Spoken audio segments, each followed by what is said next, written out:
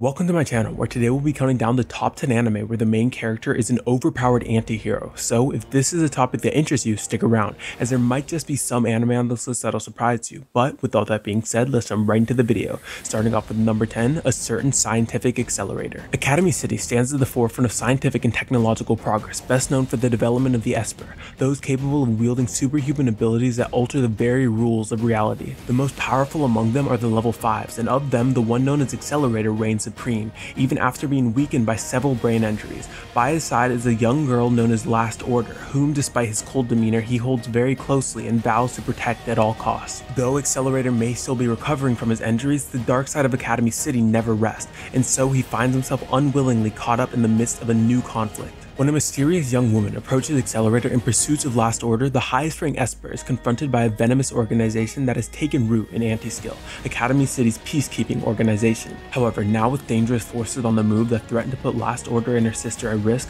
the self-proclaimed villain prepares to step into the darkness one last time in order to protect all that he holds dear. Number 8, Talentless Nana. 50 years ago, horrific creatures dubbed the enemies of humanity suddenly appeared around the world, and to combat these threats, teenagers gifted with supernatural abilities called talents were sent off to hone their powers at an academy on a secluded island. Nano Nakajima, however, is quite different from the others on the island, as he has no talent whatsoever, and with many talented teenagers around him, Nano is often targeted for bullying, but even so, he still strives to complete his training. Soon after, two transfer students in the mysterious Kyoya Onodera and the mind-reading Nana Higiri join the class. But just as everyone starts blending together as comrades in arms, mysterious disappearances begin to threaten the class's entire foundation, as it's soon revealed that one of their classmates is responsible for the string of murders, and it is now up to the students to uncover the imposter's true identity before it's too late. Number 8, Saga of Tanya the Evil. Tanya the Greichaf is a young soldier infamous for her predatorial-like ruthlessness and uncanny tactical aptitude, earning her the nickname of the Devil of Rhine. Underneath her innocuous appearance, however, lies the soul of a man who challenged Being X, the self-proclaimed god, to a battle of wits, which resulted in him being reincarnated as a little girl into a world filled with magical warfare. Now hellbent on defiance, Tanya resolves to ascend the ranks of her country's military as it slowly plunges into a world war, with Being X proving to be the only real obstacle in recreating the peaceful life she once knew. However, her perceptive actions and combat initiative have had unintended side effects, propelling the mighty empire into becoming one of the most powerful nations in mankind's history. And thus, this series follows Tanya as she is determined to become the strongest soldier this world has ever seen in order to get revenge on a god who she has deemed to betray her. Number 5, Guilty Crown. December 24th, 2009, on the day known only as Lost Christmas, the apocalypse virus spread across Japan, bringing deaths to its citizens and plunging the country into utter chaos. In an effort to establish order, the United Nations sends the GHQ to assist with the crisis by containing the outbreak while removing all political autonomy in the process. And even after a decade has passed, the country still lives under their control, unable to break free from their rule. Frustrated with the state of their nation, a resistance group called the Funeral Parlor aims to liberate Japan from the GHQ. Led by the charismatic Guy Tetsugami, the group plots to steal a vial containing the Void Genome to further their goals. The vial ends up falling into the hands of an internet vocalist, Inuri Yuzuriha, who ends up being hunted down by the GHQ's antibody forces. Having nowhere to go, she seeks refuge in a warehouse where she meets Shu Oma, a socially awkward high school student who is a huge fan of her music. And unwillingly, Shu gets dragged into the conflict the moment he rescues Inuri, and the Void Genome shatters into his hand, granting him the power of the kings. And now she must fight to liberate Japan from its cruel oppressors, while steadily learning how to control his new grand abilities.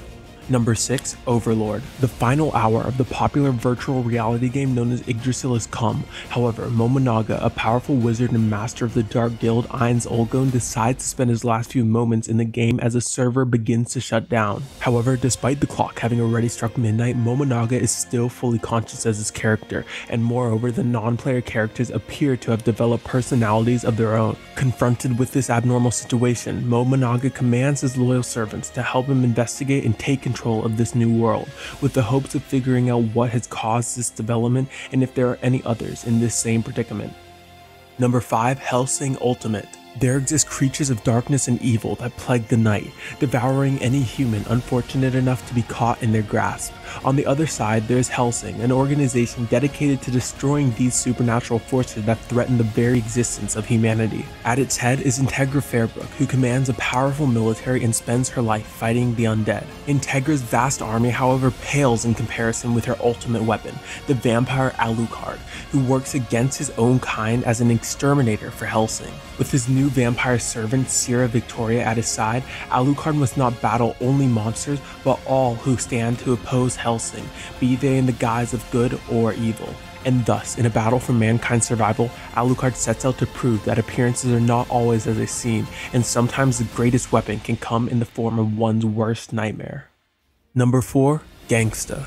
Nicholas Brown and Warwick Arcangelo are known in the city of Ergostellum as handyman, and are mercenaries for hire who take on any job that no one else can handle. After completing the order of killing a local pimp, the handyman add Alex Benedito, a prostitute also designated for elimination, to their ranks, in order to protect her from forces that want her gone from this decrepit hellhole of a city that she has come to call her home. However, this city that is seen by many to be a criminal's paradise is undergoing a profound period of change that threatens to corrode the delicate balance of power. As Ergostellum was once a safe haven for Twilight, superhuman beings born as the result of a special drug but are now being hunted down by a fierce underground organization. Now, as this new threat is rising up to challenge everything the city stands for, it seems that the handyman will not be able to avoid this incoming war.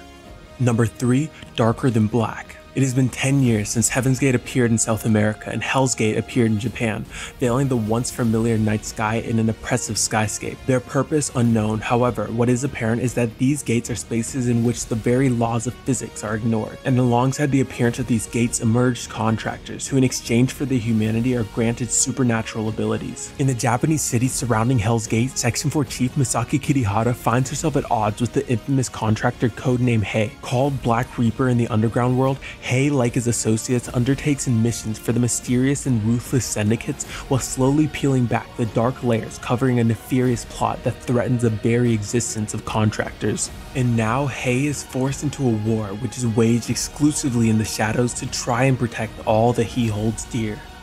Number 2. Parasyte. Seemingly out of nowhere, parasitic aliens descended upon Earth and quickly infiltrated humanity by burrowing into the brains of vulnerable targets. These insatiable beings acquire full control of their hosts and are able to morph into a variety of forms in order to feed upon unsuspecting prey. 16-year-old high school student Shinichi Izumi falls victim to one of these parasites. However, it fails victim to take over his brain and ends up in his right hand instead. Unable to relocate, the parasite, now named Migi, has no choice but to rely on Shinichi in order to stay alive. Thus, the pair is forced into an uneasy coexistence and must defend themselves from the hostile parasites that hope to eradicate this new threat to their species. Number 1. Terror in Resonance. Painted in red, the words Vaughn is all that is left behind after a terrorist attack on a nuclear facility in Japan.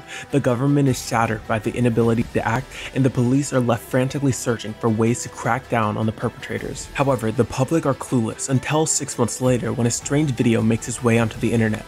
In it, 2 teenage boys who identify themselves only as Sphinx directly challenge the police, threatening to cause destruction and mayhem across Tokyo. Unable to stop the mass panic quickly spreading throughout the city, and desperate for any leads in their investigation, the police struggle to act effectively against these terrorists, with Detective Kenjiro Shibazaki caught in the middle of it all. And thus the series follows the story of 9 and 12, the 2 boys behind the masked figures of Sphinx. And although they should not exist, they stand strong in a world of deception and secrets while they make the city fall around them, all in the hopes of burying their own tragic truth. Well, there you have it, my list of the top 10 anime where the main character is an overpowered anti-hero. So if you made it to the end of this video and enjoyed it or found it helpful, hit the like button and consider subscribing to stay up to date with all future anime recommendations. In addition to that, if you have any genres that you would like for me to cover in future videos, let me know down in the comment section. But if not, until next time, signing out.